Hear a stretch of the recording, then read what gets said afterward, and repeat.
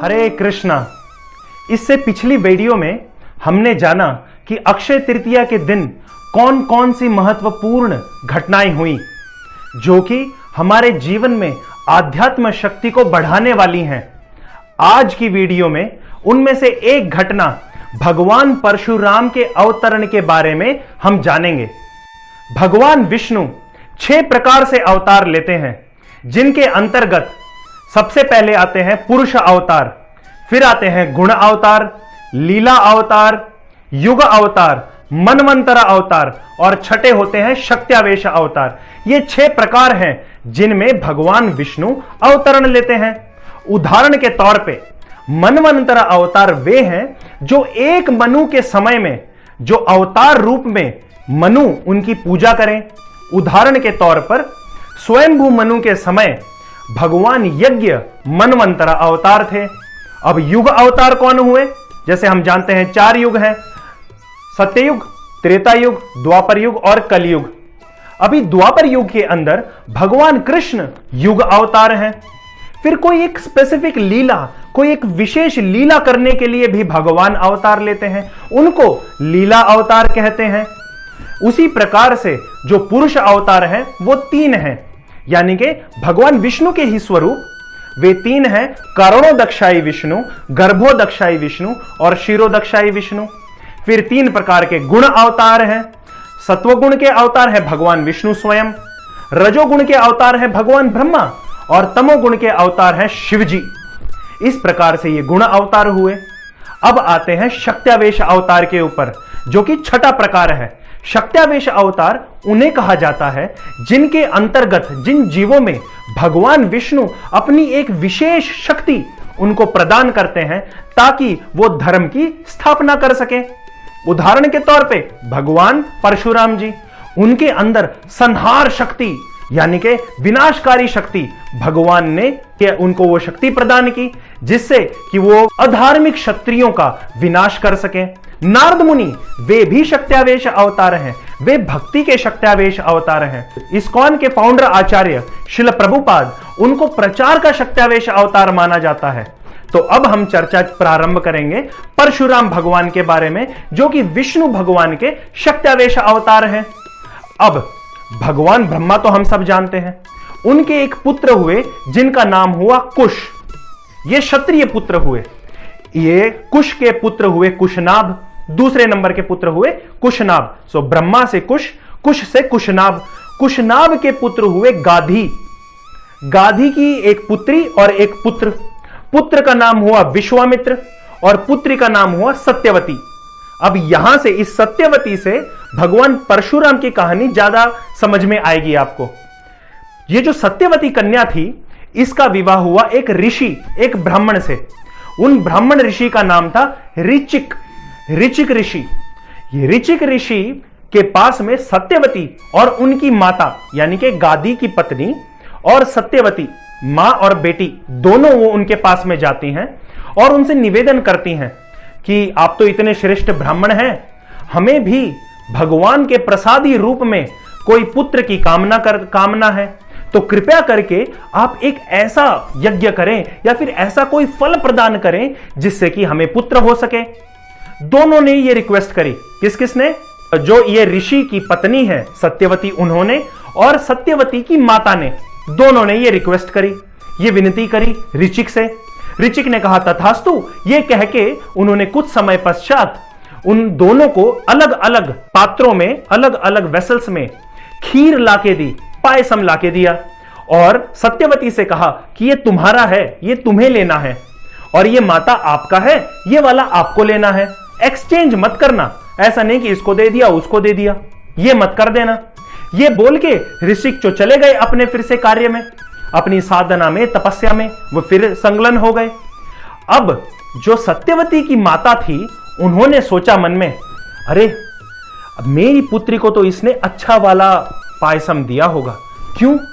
क्योंकि कोई भी अपने पुत्र को अच्छा बनाना चाहेगा, लेकिन मेरे को इसने अच्छा नहीं दिया होगा, तो मैं अपनी पुत्री से बात करती हूं और उससे कहूंगी कि हम एक्सचेंज कर लें, हम आपस में बदल लें।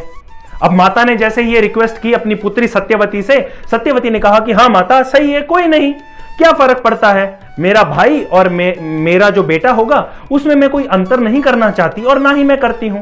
तो ठीक है, आप मेरा वाला ले लीजिए, मैं आपका वाला ले लूंगी। ये बात ऋषिक को उनके जो ध्यान था, ध्यान में वो बैठे थे, उनमें उनको पता चली। ऋषिक को क्रोध आया और वो सत्यवती के पास में आके बोले, अरे मूर्ख, तुम ऐसा क्यों करती हो? मैंने आपको एकदम सटीक बताया था कि ये वाला आपका है और ये वाला आपकी माता का है। ये जो मिक्सचर है, ये करने की क्या जरूरत थी? आपने अपना उनको दे दिया, उनका आपने ले लिया, ऐसा क्यों किया? बोली, माता ने निवेदन किया था। बोले, अरे मूर्ख, मैंने कुछ सोच समझ के ही कहा होगा। अब तुम मेरे साथ ब्याही हो तो मैंने तुम्हें वो पात्र दिया था जिससे कि तुम्हें एक श्रेष्ठ ब्राह्मण पुत्र उत्पन्न होगा, जो कि अपनी ब्रह्म शक्ति में, अपने तेज में, अपने ज्ञान में बहुत ही ज्यादा विद्वान होगा, जो कि इस पूरे संसार का कल्याण करने के लिए उत्पन्न होगा।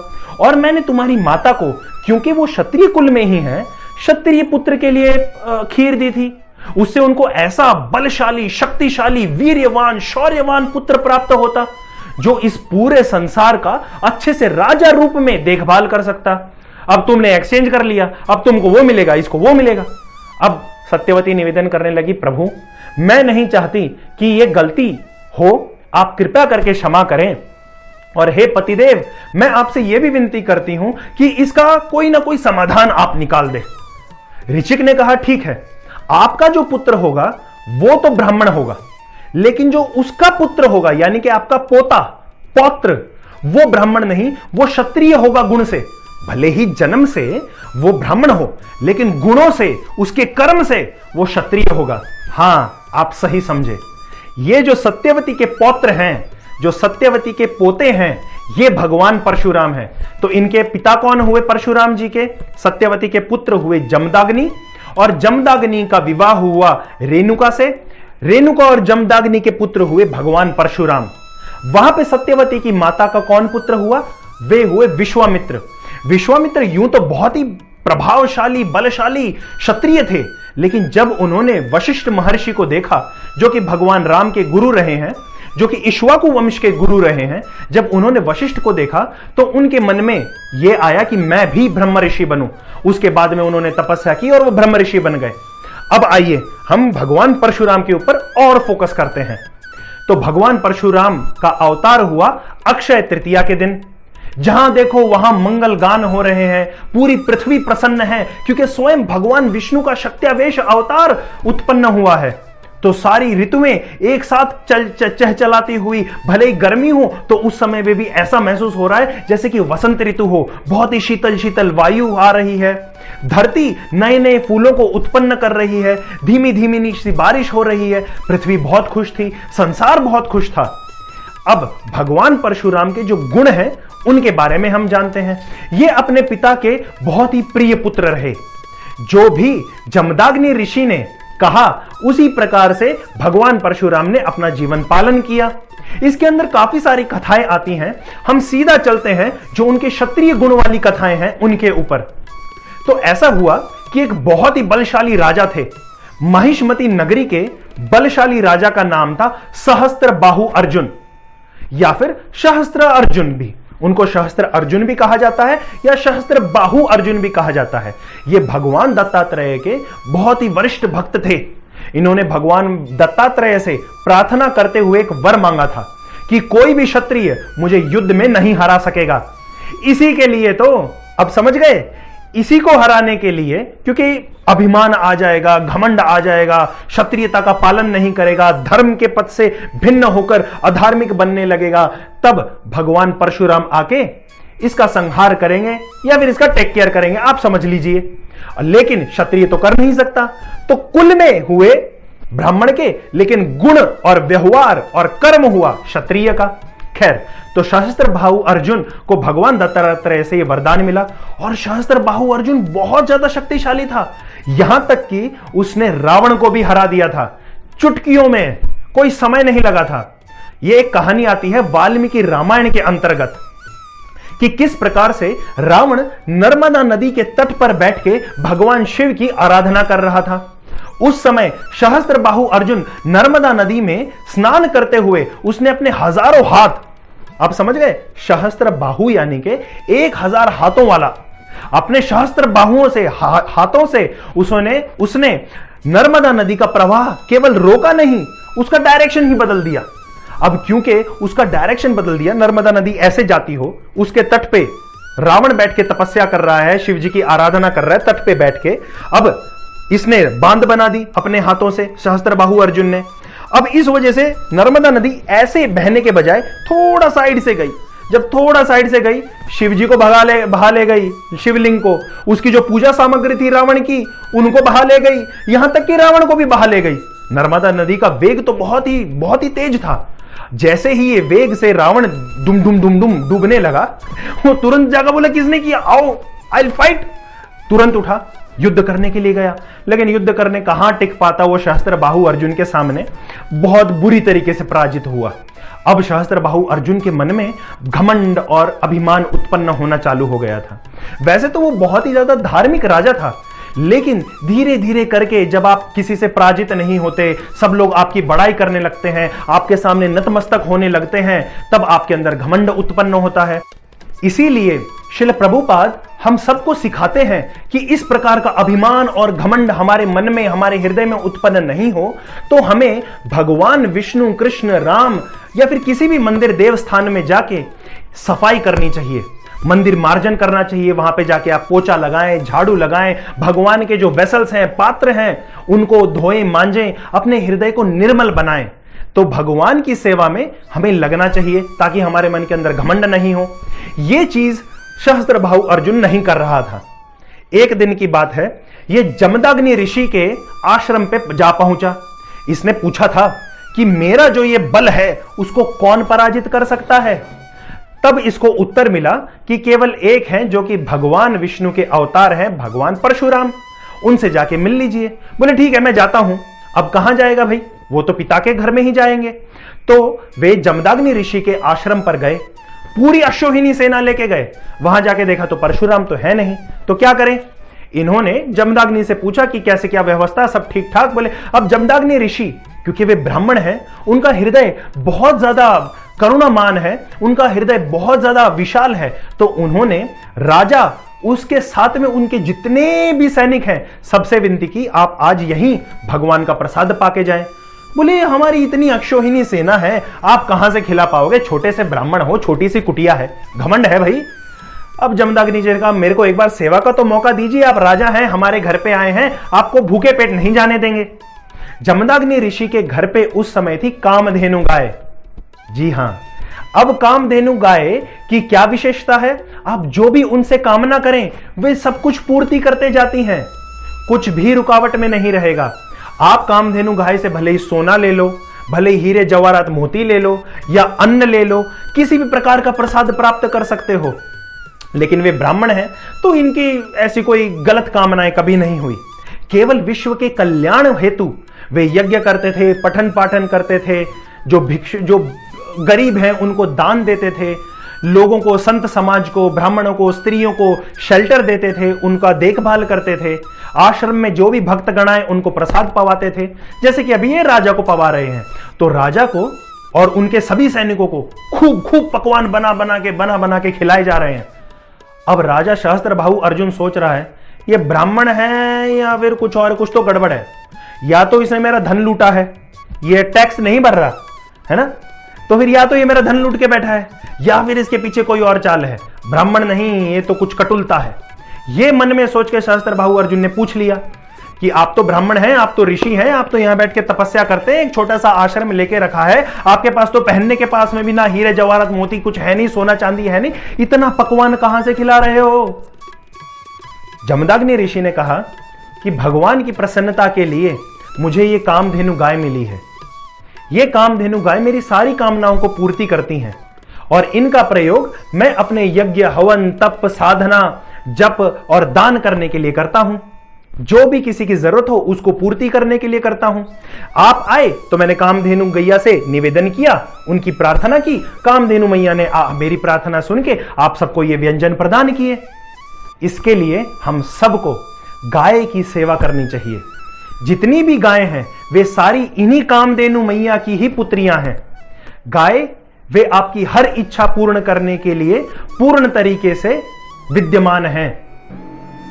अब यह बात जैसे ही सुनी, तब सहस्त्रबाहु अर्जुन ने कहा कि मेरे साथ में यह कामधेनु गाय जानी चाहिए। जमदग्नि ने कहा कि नहीं भगवान, ऐसा मत कीजिए, क्योंकि मेरे यज्ञ में प्रयोजन है, तो आप इनको नहीं लेके जा सकते। जबरदस्ती हांक हांक के ये खींच के लेके जाने लगा। ये बात बाद में जाके पता चली परशुराम को, जो कि उस समय आश्रम में नहीं थे। उन्हें बहुत क्रोध उत्पन्न हुआ कि मेरे पिता का अनादर, ब्राह्मण का अनादर, उसके ऊपर से गाय का अनादर, धर्म का अनादर कोई राजा कैसे कर सकता है।